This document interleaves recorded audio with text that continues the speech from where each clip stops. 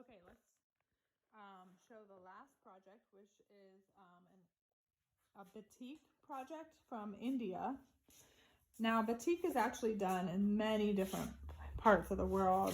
It's believed to be originated in Indonesia, but it's a process of taking hot wax, using that to make designs on fabric, and then dyeing the fabric and taking away the wax. So it's kind of a way of making a resist. We use this, we outline the designs with white glue, just Elmer's glue, and then when it was, after we painted it with acrylic paint, watered down the acrylic paint a lot, that dyes the fabric. So I was able to wash these out with really hot water, and all the glue that was here melted away in the hot water, and it leaves behind the color of the fabric. So this is the way these designs were made, and you'll see that some of them are not quite finished. I did not wash the ones that aren't finished. We were kind of abruptly had to end our school year, as you know, so I am going to put these inside the bags that I'm making up for every student. And if yours is not finished, hopefully you can finish that at home.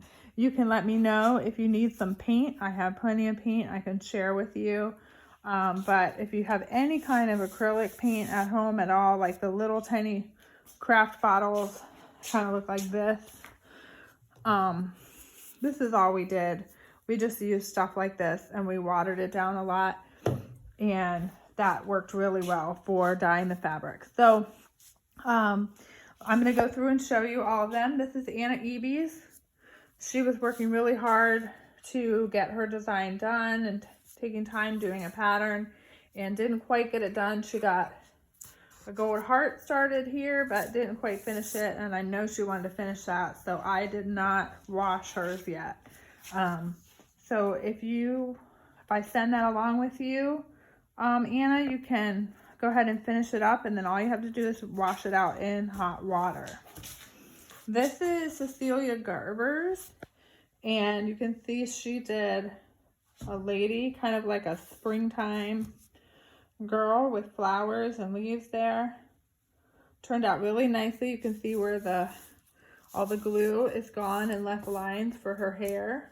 This was kind of a hard concept to understand for some of the kids, what was going to happen when we washed these out. This is Kinsley's. You can see that she was not quite done with this middle panel. She's gotten all the other sections done. She's got a nice pattern going here. And so Kinsley, if you want to finish that at home and wash it out, you'll have all these glue lines that are here will be gone, and they'll be nice and canvas colored again. So this is Bo Hall's project. He actually wanted me to go ahead and draw the design for him, so I just did something really simple. He did a great job dyeing it with all the different acrylic colors, and then when we washed it out, you can see it left all the white lines on here, and it turned out really nice. And you guys can, these are kind of like little flags. You can maybe use them, hang them up in your room or whatever you'd like. Now this is Lily Hall's. And Lily, I really love how you got this all going here, and you were taking your time, and this part needs to be finished. Now, hopefully you can see what is happening here. If there's color over the whole thing, it really needs to go over top of all the glue lines, so that, like right here, this glue line would not show up when I erased it, if I put hot water on it, because there's nothing next to it to make it be a line there. So if there's anything that's not filled in, like in the background, it's not going to show up as a line. So I would encourage you guys to go ahead and finish this up if you want to do that while you're at home, and then you have a really nice flag when you're all done. And Grayson Morrison, you did a really detailed drawing here with the lightning coming down, and this is going to make a really nice lightning bolt when the water hot water melts that away. And also this little glue lines in the tree are all going to turn white. But some of these guys are not going to show up because there's no background.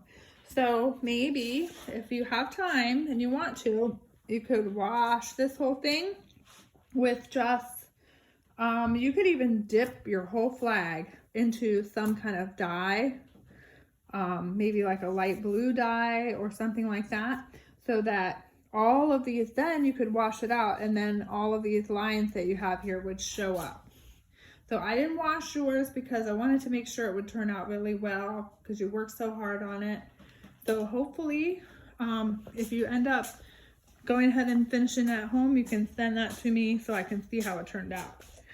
Okay, this is Lexi Husaks. You can see she did a spiral design and she put lots of paint on there. And when we took I melted the glue off, you can see the spiral really well because she just covered the whole thing with lots of paint.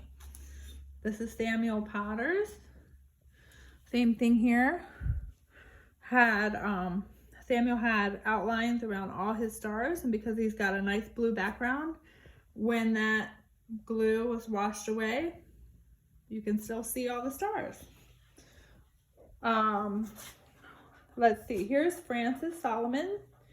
He did a very nice design of a cross and outlined it really neatly and got all the dye on there, so when it washed away you can tell what it is. Isaac Wilson, this is also another one that was completed in class and I was able to wash that out, so that one's all done. Looks very nice and vibrant, bright colors. Isaac Garber did this one with, looks like a lot of hills, and he painted it in brown. And even Isaac, even some of your black lines showed up that we thought might fade away, but they're still there when the glue was washed away. Okay, this is Micah Ballards. He did like a flower and some like scroll designs, which showed up when the glue was washed away. So you can see how important it is to have a background. Okay, I'm going to show you this one, Marie Solomon. You can tell that she spent a lot of time doing some really detailed drawing. Now, maybe you guys know by now what she needs to have on here. So Marie, if I send this home with you, hopefully you can take your time and finish painting in all your beautiful drawing, and then dip this whole thing into another bit of dye, or go ahead and do the background by painting it, whatever's easier for you. And then once you rinse it out, you'll be able to see all the outlines on all those beautiful details. Okay guys, here is Griffin Morrison's character. He tells me this is a comic book character. Probably you guys all know what it is. I think I'm upside down. Okay, so this one also needs to have the background finished. You can see where he started it with the blue here. But we got to make sure we got the background going all the way around. I didn't wash this one also, Griffin, because I want to make sure that you're going to be able to see all the lines around your piggy guy. All right, here's Curtis Garbers, the last one we have to show today. So this really cool tail has a lot of glue checkerboard on it. If that has some color on it, it's going to turn out really nicely. So I think a little bit more painting needs to be done on this one, Curtis. I didn't want to rinse it out because I don't think we would be able to see the eyes or the great detail that you put into the tail and some of the details on this guy. So yeah, you guys, if you have, I know we kind of rushed on this one on the last day. It was a lot to try to do, and a lot of you did a really great job working on it and getting it completely finished. And I know some of you were really taking your time to do a detailed job. So if you'd like to finish them up, I'd love to see how they turn out. Hopefully that will be a fun thing for you to do while you're at home. Okay, thanks so much for watching the video. Hope you enjoyed it.